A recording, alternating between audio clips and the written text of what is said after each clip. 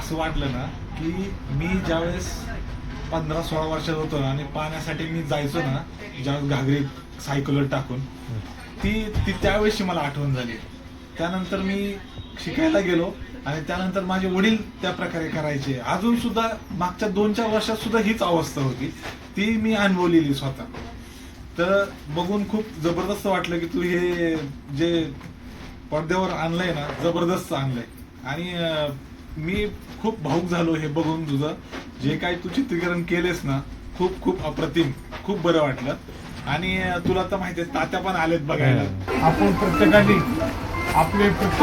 10 जणांना त्यांनी सांगावं, हा चित्रपट बघण्यासारखा, डोळ्यात पाणी येण्यासारखा आणि ग्रामीण भागातल्या पाण्याची समस्या काय असते या चित्रपटांनी दाखवून दिलेला आहे. तरी आपण कृपया सर्व मित्र मैत्रिणीला, आमचे बंधू, आई वडील, त्यांना सर्वांना चित्रपट पाहण्यासाठी चांदगोडे सिनेमागृहामध्ये जरूर पाठवा ही नम्र विनंती. इतर ठिकाणी जरी कुठं चित्रपट प्रकाशित झाला असेल तरी त्यांनी कृपया जरूर जरूर जरूर अत्यंत भावनिक चित्रपट आहे तो बघून घ्यावा ही नम्र विनंती. काय असा पिक्चर कधीच बघितला नव्हता. लहानपणीची आठवण जागी झाली, कसं अनुभवलं. शेतकऱ्यावर निघाला आपण शेती करतो ना, त्यामुळं माहिती सगळं.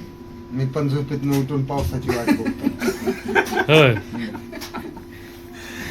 पंढरपूरला गेल्यावर सुद्धा सांगितलं पांडुरंगाला, काही नको देऊ पण सगळे पाऊस पडू दे आणि जग सुखी होऊ दे.